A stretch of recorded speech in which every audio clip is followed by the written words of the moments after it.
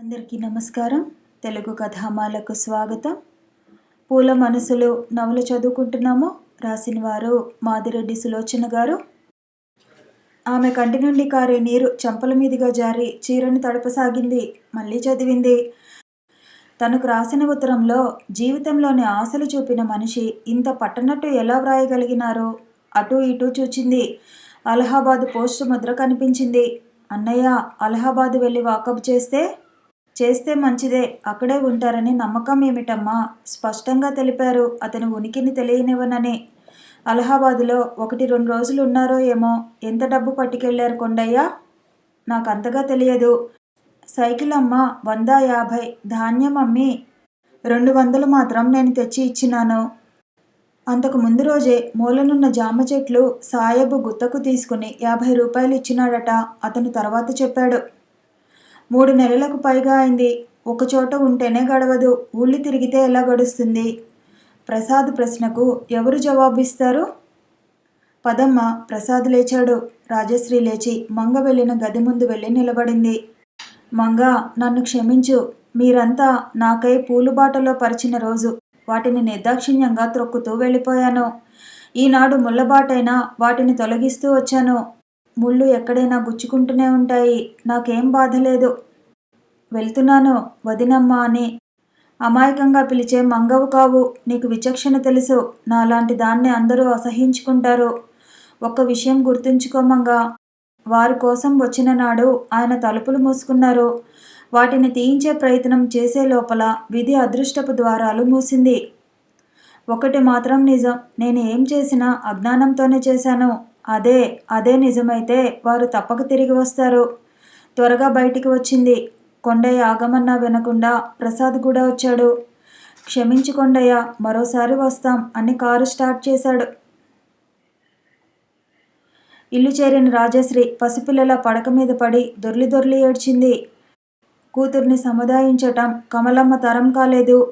ఒక వంక కోడలి నిష్ఠూరం, కొడుకు ప్రశ్నలు. ఏమిటమ్మా అదలా ఎందుకు ఏడుస్తోంది? నరహరి అడిగాడు. మీరెందుకు అడుగుతారు? పేరుకు పెద్ద కొడుకులు మీరు. పెత్తనమంతా మరొకరిది. వారి సంపాదన, వారి పిల్లలు. ఆనాడు రాజశ్రీ పెండ్లికి రమ్మని ఉత్తరం రాస్తే కుక్కలా పరిగెత్తుకొచ్చారు. హరి పెండ్లికి రమ్మని మళ్ళా రాశారు. వచ్చాము. 4 అక్షింతలు వేసి వెళ్ళిపోతాము. సుగుణ, నా గోలతో నేనుండే ఎందుకీ మాటలు? మీకు తెలియకుండా ఏం చేశామని?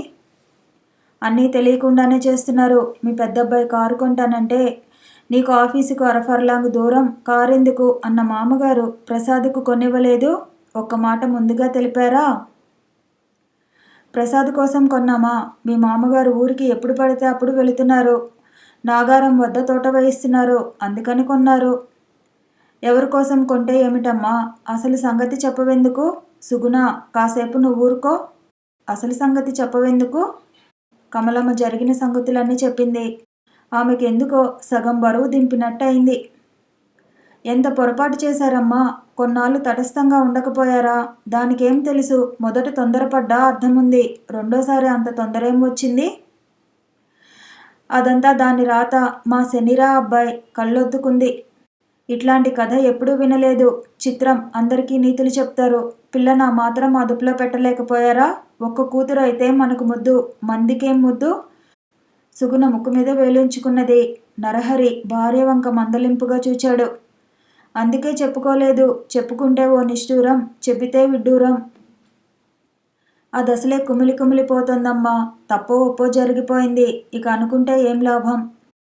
కమలమ్మ చురుక్కున కోడలి వంక చూచింది. సుగుణ మరో బాణం విసరబోయింది. ప్రసాదు సుమతిని వెంటబెట్టుకుని వచ్చాడు. ఆమె ప్రసవించింది. ఆడపిల్ల పుట్టిందని తెలిసినా రాజశ్రీ వెళ్ళలేదు.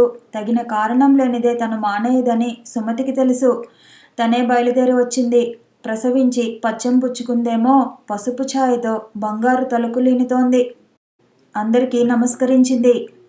రామ్మ. కమలమ్మ ఆప్యాయంగా చేయి పట్టి మంచం మీద కూర్చోబెట్టింది. నరహరి గది విడిచి వెళ్ళిపోయాడు. అతని వెనకాలే సుగుణ వెళ్ళిపోయింది. రాజీ, ఏమిటి అలా పడుకున్నావు? రాజశ్రీ ముఖం ఎత్తలేదు, చూడలేదు.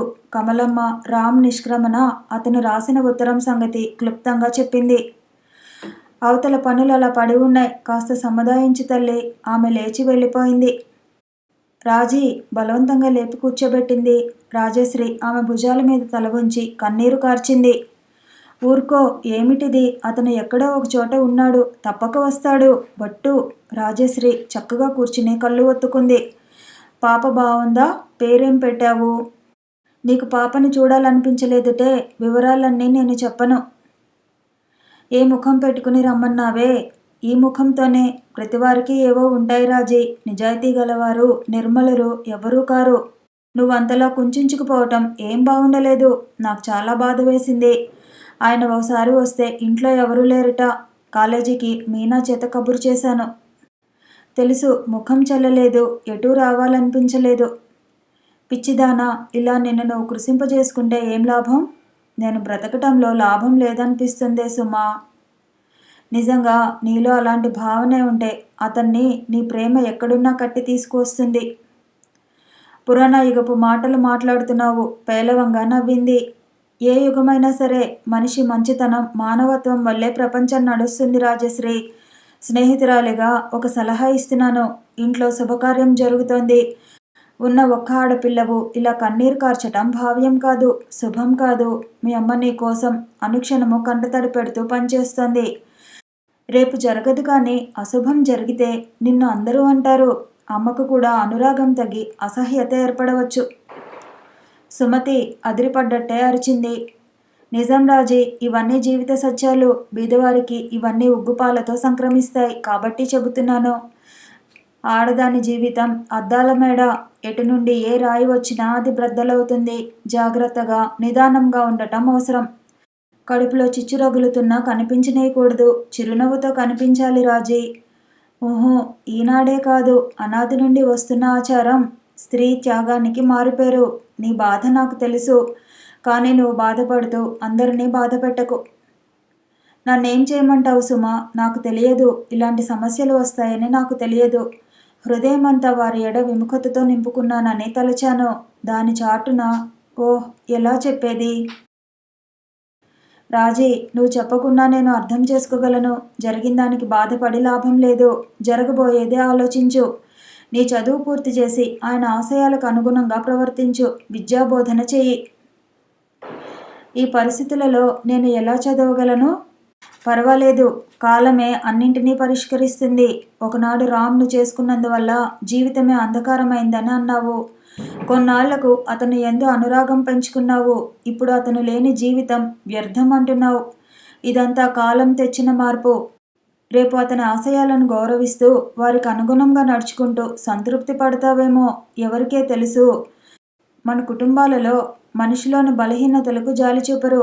వాటిని ప్రచారం చేస్తూ సంతృప్తి పడతారు. వివాహానికి వచ్చే బంధువులకు నీ విషయం చర్చనీయాంశం కానీయకు. వారు చర్చించే విషయాలు వింటూ ఇంట్లో ప్రతివారు బాధపడతారు. ఇద్దరు కొంతసేపు మౌనంగా గడిపారు. ఇతర విషయాలు మాట్లాడుకున్నారు. నా మాటలు నచ్చలేదు కదూ? నచ్చలేదని కాదు, మననం చేసుకోవటానికి ప్రయత్నిస్తున్నాను. కమలమ్మ ఉప్మా కాఫీ పట్టించుకు వచ్చింది. వెళ్ళి భోజనం చేయాలి కదమ్మా? అయితే ఇక్కడ సిద్ధంగా ఉంది. అందుకు కాదు. సరే, ఇలా తండి. రాజశ్రీ చేత తినిపించింది. తను తీసుకుంది. వస్తాను, చాలా పొద్దుపోయింది. లేచింది సుమతి.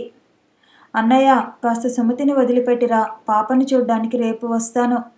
తప్పకరా. సుమతి వెళ్ళిపోయింది. ఆమె మాటలనే తలుచుకుంటూ కూర్చుంది రాజశ్రీ.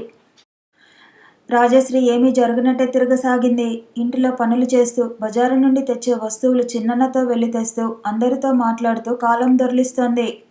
బంధువులు దిగారు. అందరూ పెళ్లి కూతురు ఇంటికి వెళ్ళటానికి సిద్ధమవుతున్నారు. రాజశ్రీ అందరికీ కాఫీ, ఫలహారాలు అందిస్తోంది. సుగుణ ముస్తాబు ఎంతకు ముగియటం లేదు. రాజా, నువ్వు త్వరగా తయారు కమ్మా, నేను చూస్తాను. కమలమ్మ కేకవేసింది. పర్వాలేదమ్మా, ఎంతసేపటిలో తయారవ్వాలి గనక అందరికీ ఏం కావాలో మరోసారి అడిగి వచ్చింది. మీ ఆడబిడ్డ నీ పెళ్లిలో రాగాలు కూడుస్తూ ఇంతుండేది. ఇప్పుడెంత ఎదిగిపోయిందే తల్లి. పిల్ల బంతిలా తిరుగుతోంది. పనిమంతురాలులా ఉంది. సుగుణ పిన్ని సంబరంగా రాజశ్రీ వంక చూడసాగింది. ఒక్కరోజు అందరిలో చేయగానే పనిమంతురాలైందా పిన్ని? అవునే, ఆ అమ్మాయి మొగుడు కనిపించడేమే? తల్లి ప్రశ్న. మొగుడా మొద్దులా నువ్వు అక్కర్లేదని ముఖం మీదే అనేస్తే వాడు సన్యాసుల్లో కలిసిపోయాడు. ఈమె అక్కర్లేదంటే అతగాడికి పెళ్ళామే దొరకదుటే. నీదో వాలకం పిన్ని, అతనికి పెళ్ళాం దొరుకుతుంది, ఈమెకు మొగుడు దొరుకుతాడు. రేపు క్రొత్త మొగుడిని వెంటబెట్టుకుని ఊరికి వెళ్తే అక్కడ పాత మొగుడు కనిపిస్తే అవమానం కాదు? తండ్రి కూతురు నాటకమాడారు. మామగారేం తక్కువ, చంపిస్తాననో నరికిస్తాననో బెదిరించి వెళ్ళగొట్టాడు. రాజశ్రీ ఉలిక్కిపడింది. భర్త ఊరు వదిలిపోవటంలో తండ్రి ప్రమేయముందా? వెంటనే తండ్రి వద్దకు వెళ్ళాలని, నిజం తెలుసుకోవాలని 2 అడుగులు ముందుకు వేసింది. శుభకార్యం జరుగుతుండగా కన్నీరు పెట్టుకోకు రాజీ. రేపేం జరిగినా అందరూ నిన్నే అంటారు. సుమతి మాటలు చెవుల్లో గింగురుమన్నాయి. ఊరుకో అమ్మా, మా అత్తగారి మాటలకేం ఎన్నైనా చెబుతుంది. అంత మొగుడి మీద ప్రేమున్నది ఇలా తిరుగుతుందా? లోకం కళ్ళు గప్పాలని ఎన్నో చెప్తారు. రాజశ్రీ ముఖాన చిత్రమైన చిరునవ్వు వెలిసింది. స్వయాన వదిన, ఇంటి గౌరవము నిలపవలసిన కోడలు స్వయంగా నలుగురికి చాటుతోంది. పరాయి వారి మాట చెప్పవలేనా? ఆమెకు విషయాలు గుప్తంగా ఉంచినన్ని రోజులు మేము పరాయివారము, మాకెవరు చెబుతారు? పేరుకి ఇంటికి పెద్దవారం అంటూ నిష్ఠూరాలు వేసింది. పరిస్థితుల ప్రభావానికి పలుచబడిన కమలమ్మ నిగ్రహము ఏదీ దాచలేకపోయింది. దాచకుండా చెప్పినప్పుడు పెద్ద తరహాగా కడుపులో పెట్టుకుని సానుభూతి చూపకపోయినా ముభావంగా ఉన్నా ఉండును. పని కట్టుకుని అందరికీ చాటుతోంది. ఇదేమిటని అడిగితే చాలు, చేసేవారు చేయంగా లేనిది చెప్పేవారిది తప్పన్నట్టు మాట్లాడుతారు అంటుంది. రాజా, హరి పిలుస్తున్నాడమ్మా, త్వరగా తయారై తెములు. అన్నయ్య వెంట వెళుదువుగానే కమలమ్మ తలదూవుకుంటూ పిలిచింది. మనము తర్వాత వెళదాము, వదినను వెళ్ళమనమ్మా. తుండు బట్టలు తీసుకుని బాత్రూంలో దూరింది. కరువు తీరా కన్నీరు కార్చింది. త్వరగా స్నానం ముగించి బయటికి వచ్చింది. అప్పటికే పెళ్లివారి కారు, బంధువులు కూర్చున్న పెద్ద కాంట్రాక్ట్ సర్వీసు వెళ్ళిపోయాయి. కమలమ్మ, రాజీ, ప్రసాదు మిగిలిపోయారు. అమ్మా, త్వరగా తెమిలి రావాలి, సమయము మించిపోతోంది. బయట నుండి ప్రసాద్ కేక వినిపించింది. తెములుతూనే ఉన్నామురా, మీ వదిన అన్నీ ఎక్కడవక్కడ వదిలేసింది అంటే కోపం. అమ్మా, ఈ 4 రోజులు ఏమనకు. ఆమె ఏమన్నా సరే నా కోసం. వదినకు నేను ఏం అపరాధం చేశానని మాటలు ఈటెల్లా విసురుతోందమ్మా. నీకోసమనే ఊరుకుంటున్నాను తల్లి. నిన్న వంటల వాళ్ళు లడ్డూలు చేస్తుంటే వాళ్ళతో ఏదో వాగుతోంది. ఏమన్నా నలుగురిలో చులకన అని నేను తిరిగి వస్తుంటే, అయ్యో, ఈ ఇంట మాట్లాడే స్వాతంత్ర్యం లేదు అని వాపోతోంది. అది మానవ స్వభావము, ఏం చేస్తాము? తల్లి కూతుళ్ళు ప్రయాణమయ్యి కారు వద్దకు వచ్చారు. అమ్మా, దయచేసి ఆడబిడ్డ లాంఛనాలు పనులు ఉంటే వరుసకు అక్కైన రాధిక ఉంది, తనతో చేయించు, నన్ను పిలవకమ్మా. కూతురు ఎంత బాధపడుతూ అలా మాట్లాడినదో. కంటతడి రాబోతే ఆపుకుంది కమలమ్మ. అందరూ పెళ్లివారిల్లు చేరుకున్నారు. రాజా, నువ్వే మొదట రావద్దా? ఎంతమంది వచ్చారు? నిన్నే అడుగుతున్నారు. మాకేం తెలుసు, నరహరి వచ్చాడు. త్వరగా కారు దిగి వెళ్ళింది. అందరికీ స్వాగతం చెబుతూ ఆమె. ప్రసాద్ గేటు వద్ద నిల్చున్నాడు. వారితో పాటు పెళ్లికూతురి అన్న వదినలు కూడా నిల్చున్నారు. అతి సామాన్యంగా అలంకారం చేసుకున్న అందరి కళ్ళు రాజశ్రీ మీదే ఉన్నాయి. సుమతి, ఆమె భర్త వచ్చారు. పాప ఏది? ఇంటి దగ్గర. ఇక్కడ బాజాలకు బదులు దాని ఏడుపులు వినిపిస్తాయి. 4 అంటించాలి. పద, వారిని కూర్చుండబెట్టి వచ్చింది. నమస్కారం అండి. చిరపరిచితమైన కంఠం విని ఇటు తిరిగింది. శ్రీనాథు నిల్చున్నాడు. నమస్కారము. మీరా? కులాసా? మీ అమ్మాయి అమ్మగారు బాగున్నారా? అంతా కులాసే. మీ విషయమే నాన్నగారు చెప్పి చాలా విచారించారు. ఏమీ తెలియలేదా అతని ఉనికి? లేదండి, క్షేమంగా ఉన్నారట. మనసు బాగుపడితే వస్తామన్నారు. ఉత్తరం రాశారు. తప్పక వస్తారు. మీరేం విచారం పెట్టుకోవద్దు. థ్యాంక్స్. మీ నోటి చలువన వస్తే మంచిదే. విచారమా? లేదే. క్రొత్తవారిని నమ్మించవచ్చు. ముందు చూచిన నన్ను కాదు. అతను నవ్వాడు. ఆమె విచారంగా నవ్వింది. అప్పటికే చాలా కన్నులు వారిని గమనిస్తున్నాయి. శ్రీనాథ్ వెళ్ళిపోయాడు. సాయంత్రం అలసటగా పడుకున్న రాజశ్రీని కుదిపి లేపింది సుగుణ. ఎవరో నీ కోసం వచ్చారమ్మా. లేచి గది యువతలకు వచ్చేసరికి శ్రీనాథ్ గోపాలరాజుతో మాట్లాడుతున్నాడు. బాగా అలసిపోయినట్టున్నారు కదండి, పెళ్ళికంతా మీరే పెద్దలు. లేదండి, వివాహము ముగిసి భోజనాలు అయ్యేసరికి 3 అయింది. అలాగే కునుకు పట్టింది. వధువు తరఫు వారు కదా, మీరు అలసిపోయి ఉంటారు. బాగా దెబ్బతీశారు. అప్పుడప్పుడు రండి. పెళ్లి కూతురు వసంత కూడా వస్తుంది. తప్పకుండా వస్తాం. అతను అందరికీ నమస్కరించి వెళ్ళిపోయాడు. ఆవులిస్తూ గదిలోకి వచ్చింది రాజశ్రీ. అతనెవరమ్మా? బాగా డబ్బున్నవాడల్లే ఉందే. ఏం లేదు. మన విడిది ముందు కారాపాడు. పెద్ద కారులా ఉంది. ప్రొఫెసర్ వదిన బాగా ఉన్నవారే. నీ కాలేజీలో చదువు చెప్తాడా? లేదు, పరిచయం మాత్రమే. హరి అన్నయ్య అత్తగారి తరఫు బంధువు. మీ అమ్మ ఇంకో రకంగా చెప్పిందే. ఏం చెప్పిందేమిటి?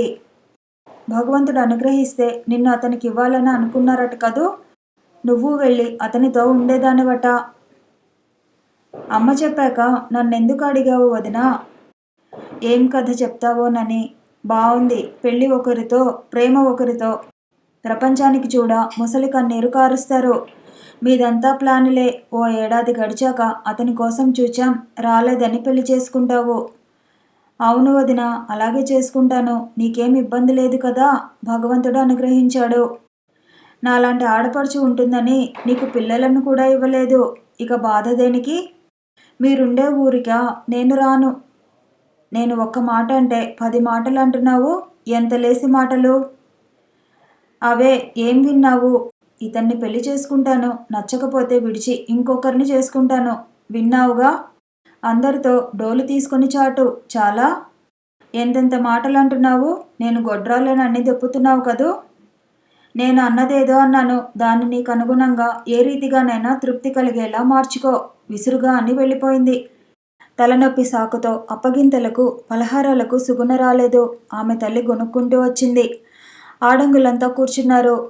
పసుపు కుంకుమ ఇస్తున్నారు. పెళ్లికూతురు వద్ద కూర్చున్న ఓ ముత్తైదువ రాజశ్రీ వంక చూసింది. వసంత, ఆ అమ్మాయి మీ ఆడపడుచు కదే. శ్రీనాథానికి ఇస్తారని అనుకున్నారు. ఎవరు అనుకున్నారత్త? నీకు బాగానే తెలుస్తాయి. నెమ్మదిగా ఉంది పెళ్లికూతురు గొంతు. నన్ను వెర్రిదాన్ని చేస్తావేమే. వారింటికి రాకపోకలు కూడా జరిగితే. రాకపోకలు జరుగుతుంటే పెళ్లి మాటలు జరిగినట్టేనా? ఆ అమ్మాయి చదువుతోంది. ఇతను లెక్చరరు. పని మీద రావచ్చు. ఊరుకో. 3 మనుషుల కవతలు కూర్చున్న రాజశ్రీ చెవులలో పడ్డాయి మాటలు. నూతన యువతి పట్ల ఆమె హృదయం కృతజ్ఞతతో నిండిపోయింది. వధువుని సాగనంపినారు బంధువులతో. నూతన వధువు గృహప్రవేశం చేయించారు. జరగవలసిన తతంగం అంతా పూర్తి అయింది. వంటవారు వంటలు సిద్ధం చేసి ఉంచారు. రాజీ, నువ్వు వదిన దగ్గర ఉండమ్మా. వడ్డనంతా నేను చూస్తాను, కమలమ్మ చెప్పింది. రండి, గదిలోకి వెళదాం. వసంతను చేయిపట్టి తన గదిలోకి తీసుకువచ్చింది. ఫ్యాన్ తిప్పింది. చెప్పండి, కాఫీ తీసుకుంటారా? చల్లని పానీయమా? ఏది వద్దు. మీరు అలా అండి అని పిలవటం ఏం బాగుండలేదు. అయితే వదిన అంటాను. షర్బత్ తెస్తాను. రాజీ బయటకు వెళ్ళి పని మనిషి చేత షర్బత్ పట్టించుకువచ్చింది. రాజా, మాట అంటూ రాబోయిన హరి అక్కడే ఆగిపోయాడు వధువుని చూచి. రా అన్నయ్య, మరేం పర్వాలేదు. అన్నగారి చేపట్టి లాక్కు వచ్చింది. వసంత సంకోచంతో లేచి నిల్చున్నది. పర్వాలేదు వదిన. కాసేపు సంకోచపడినా తర్వాత ముగ్గురు చక్కగా మాట్లాడుతూ కూర్చున్నారు. వధువు నిర్మలంగా సరళంగా మాట్లాడుతుందని తెలుసుకుంది. భోజనాలకు పిలుపు వచ్చింది. హరి లేవబోయాడు. ఉండన్నయ్య, మనకిక్కడికే తెప్పిస్తాను అని లేచింది. తల్లి దగ్గరికి పోయి తన కోరిక చెప్పింది. అలాగే పంపిస్తానులే. అప్పలమ్మని పిలువు అంది. కొత్త ఒక వింత, పాత ఒక రోత. ఈ భాగవతం ఎన్నాళ్ళలో చూస్తాను. సుగుణ కంఠం వినిపించింది. అవేమీ లెక్క చేయక తన పనిలో లీనమైంది రాజశ్రీ. 4 గంటలకు మేలుకుంది. ఆమెకు ఈ గొడవలలో కొంత శాంతి చిక్కినట్టు అయింది. లేచి సమయం చూచింది. నెమ్మదిగా బాత్రూం వైపు వెళ్ళింది. లైటు వెలుగుతోంది. అంతా నటన. ఏదోలే, గుడ్డిలో మెల్ల. మగవారికి ఆ గుణాలు అబ్బలేదు. మాకు ఇలా అని తెలియదండి. శ్రీనాథ్కి ఇస్తారని తెలుసు. అసలు సంగతి చెప్తారా? పోనివ్వండి. మనకు దేనికి? అమ్మో, చూస్తే ఎంత మంచిగా ఉందో. అంత లోతుగుండె మనిషి. జాగ్రత్తగా ఉండమని చెబుతున్నాను. తన విషయాలందరికీ తెలుసునని నీతో తీయతీయగా మాట్లాడుతూ తిండి తిప్పలు చూస్తుంటే నవ్వు వచ్చింది. నంగనాచి తొంగబుర్ర. పోనీయండి, అన్ని విషయాలు మనకు దేనికి? ఇక్కడ ఉండేది లేదు కదా. మా పిన్ని కొడుక్కి చేసుకోవాలని మా వాళ్ళంతా మురిసిపోయారు. దేవుడు రక్షించినాడు. అయినా అమ్మాయి ధైర్యాన్ని మెచ్చుకోవాలమ్మా. ముఖం చూపుతూ తిరుగుతుంది. రాజశ్రీ వినలేకపోయింది. నూతన వధువు హృదయంలో పెద్ద వదిన ఎందుకు విషబీజాలు నాటుతోందో తెలియదు. తండ్రిగారు నిజంగా రామ్కు అపకారం చేశారా? అది గుర్తుకు రాగానే నిలువెల్లా చెమట పట్టింది. దాన్ని తుడుచుకుని వెళ్ళిపోయింది. అలా మంచంలో ఎంతసేపు పడి ఉందో ఆమెకే తెలియదు. రాజా ఇంకా లేవలేదా? గోపాలరాజు గదిలోకి వచ్చాడు. రాజశ్రీ వింతగా తండ్రి వంక చూచింది. అతని ముఖంలో తను ఆశించిన భావాలు కనిపించలేదు. టైం చూచింది. 6 దాటింది. ఒక్కొక్కరే మేల్కొంటున్నారని సన్నగా అయ్యే చప్పుడు వల్ల తెలిసింది. నాన్నగారు కాస్త ఇటు రండి. అతని చేయి పట్టి లాక్కుపోయింది. అతను గుడ్డివాడుగా ఆమె వెంట వెళ్ళాడు. ఆమె మెట్లెక్కుతూ వెళ్ళి బాల్కనీలో ఆగింది. ఏమిటమ్మా, ఏమిటిది? ఇక్కడికి ఎందుకు లాక్కొచ్చావు? చెబుతాను నాన్నగారు. నాపై ప్రమాణం చేసి చెప్పండి. వారి నిష్క్రమణలో మీ భాగం ఎంత? వారు వ్రాసిన ఉత్తరం చూడకుంటే మీరు చంపించినారనే అనుకునేదానను. రాజా అమితాశ్చర్యంతో చూచాడు. చెప్పండి నాన్నగారు, నిజం చెప్పండి. మిమ్మల్ని ఏమీ అనను. ఊరు విడిచి వెళ్ళిపోమని బలవంతం చేశారు కదూ? వెళ్లకుంటే చంపేస్తామని బెదిరించారు కదూ? లేదమ్మా, విడాకుల పత్రంపై సంతకం పెట్టించుకున్నాక అతడిని చూడలేదు. నా మాట నమ్ము. ఆ రోజు జరిగిన విషయాలు చెబుతాను. జరిగిన విషయాలు అన్నీ చెప్పాడు. ఎంత పని చేశారు నాన్న? ఒక్కసారి నన్ను ఎందుకు అడగలేదు? నేను ఏదో పిచ్చి భ్రమతో శ్రీనాథ్ గారితో తిరిగాను. పిచ్చి పనే తల్లి, నేను నిజంగా తొందరపడ్డాను. నిన్ను కనీ పెంచిన మా కన్నా అతను నిన్ను బాగా అర్థం చేసుకున్నాడు. నిన్ను అడిగారా, నువ్వు ఒప్పుకున్నావా అని పలుసార్లు అడిగాడు. రాజా, నా మనసు ఏం బాగుండలేదమ్మా. పెళ్లి సందడి తగ్గాక ఎటన్నా తిరిగి రావాలనుకుంటున్నాను. కానీ ముఖ్యంగా రామ్ను తీసుకురావాలనే వెళుతున్నాను. మీరిక్కడున్నారా? అమ్మ మీకోసం చూస్తోంది. నరహరి వచ్చాడు. ఉక్కుగా ఉందని రాజా వస్తే వచ్చాను. గోపాలరాజు త్వరగా వెళ్ళిపోయాడు. రాజశ్రీ కూడా వెళ్ళబోయింది. రాజా, ఒక్క మాట. ఆమె ఆగి వెనక్కు చూచింది. ఆ చూపులు శూన్యంగా భావరహితంగా ఉన్నాయి. ఏం లేదు, వెళ్ళమ్మా అన్నాడు.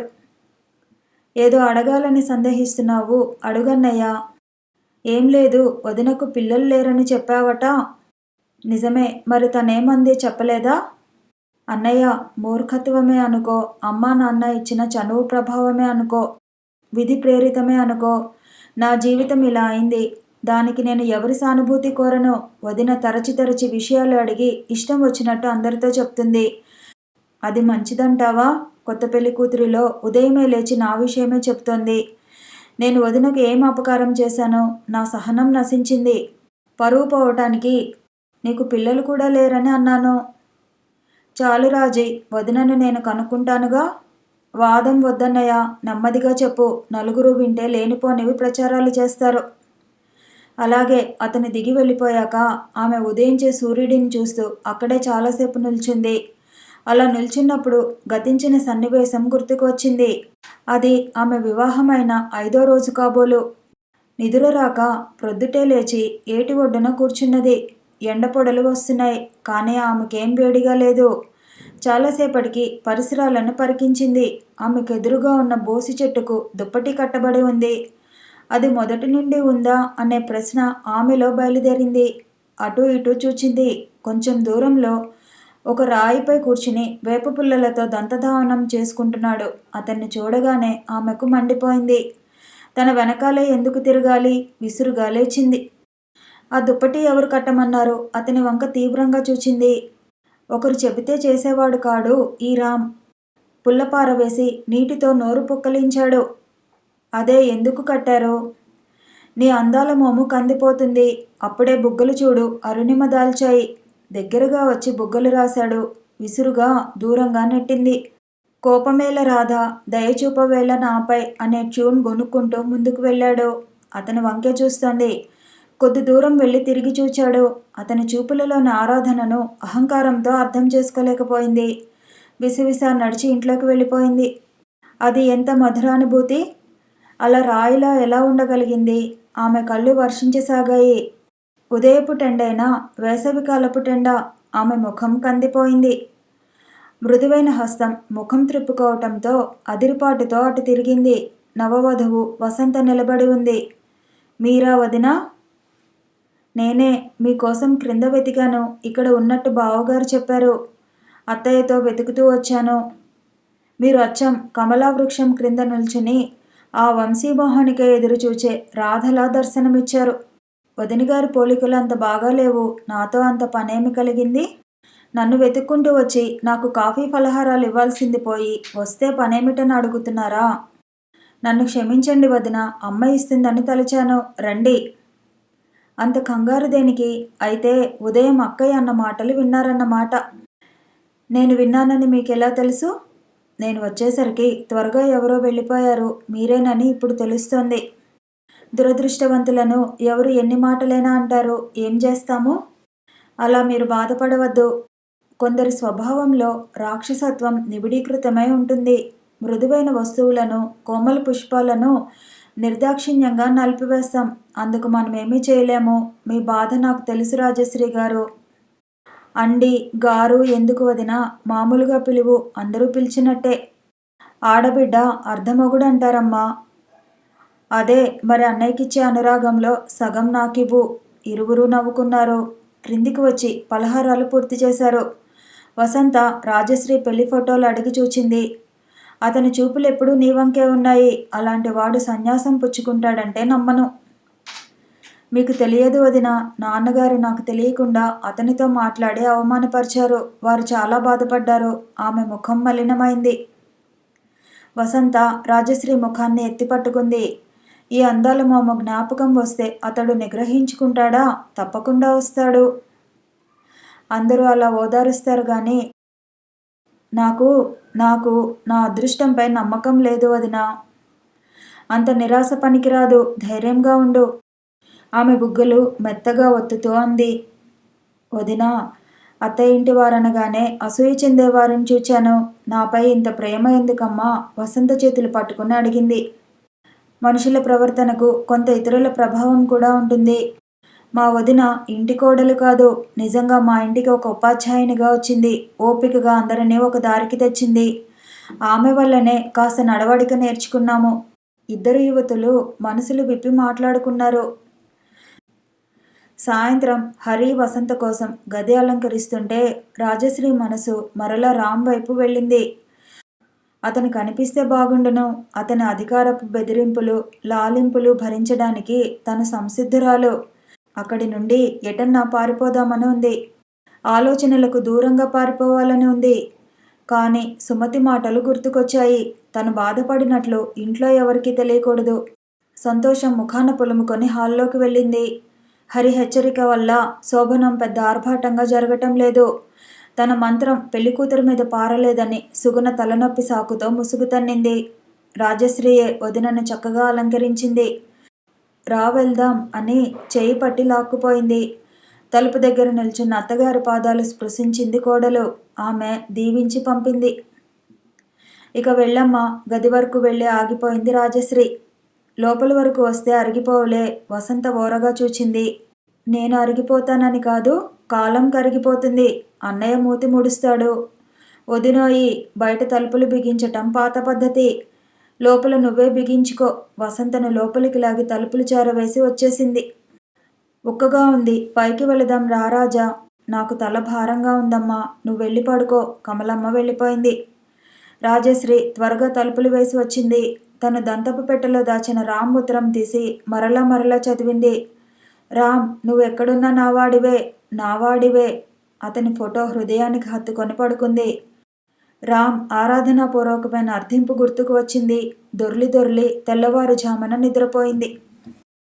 కథ కొనసాగుతుంది. మళ్ళీ కలుసుకుందాము. ఈ వీడియో నచ్చితే లైక్ చేయండి, షేర్ చేయండి, కామెంట్ చేయండి, ఛానల్ని సబ్స్క్రైబ్ చేయండి.